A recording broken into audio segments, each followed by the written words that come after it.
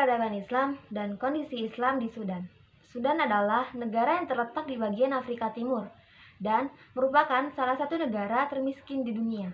Akan tetapi, Sudan tidak bisa dikesampingkan begitu saja dari peta dunia Islam, karena Sudan adalah negara terluas di benua Afrika.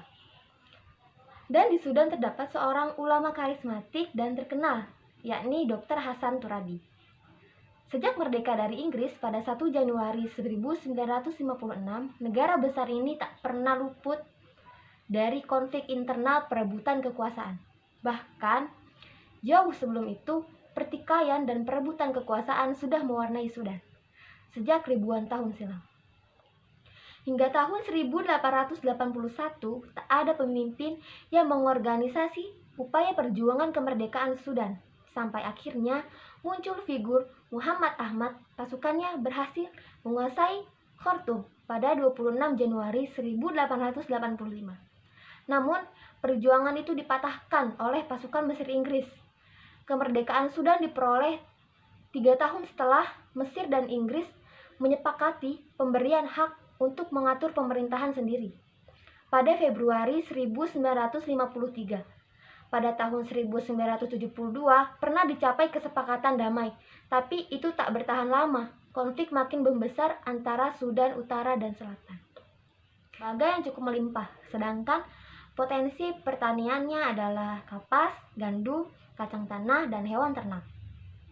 Lonjakan pertumbuhan ekonomi yang cukup berarti terjadi pada tahun 1979 saat ditemukan deposit minyak bumi di Sudan Selatan yang kemudian dieksplorasi. Pada Juni 1989, Jenderal Omar Hassan Ahmad al-Bashir didukung oleh Dr. Hassan Turabi melakukan kudeta tak berdarah atau pemerintahan Presiden Jafar Numeri. Dwi Tunggal Bashir dan Turabi memimpin Sudan masing-masing sebagai presiden dan ketua parlemen. Besarnya pengaruh Turabi sebagai ketua Partai Kongres Nasional menimbulkan kecurigaan pada Bashir. Pada Desember 1999, Bashir lantas membubarkan parlemen. Tak hanya itu, Turabi juga dipecat dari jabatan ketua partai berkuasa Turabi. Membalasnya dengan mendirikan partai baru. Dengan mengamankan kekuasaan, Bashir melakukan konsolidasi dan meminta dukungan negara tetangga seperti Mesir, Libya, dan negara barat, serta Amerika Serikat. Di samping budaya Afrika, pengaruh budaya Arab sangat kental pada keseharian masyarakat Sudan. Sudan menjadikan Islam sebagai landasan bernegara. Mereka pun gigih membela prinsip ini meskipun harus dibayar dengan perang saudara. Dapat dikatakan Sudan hanyalah sebuah negara dan bukan bangsa.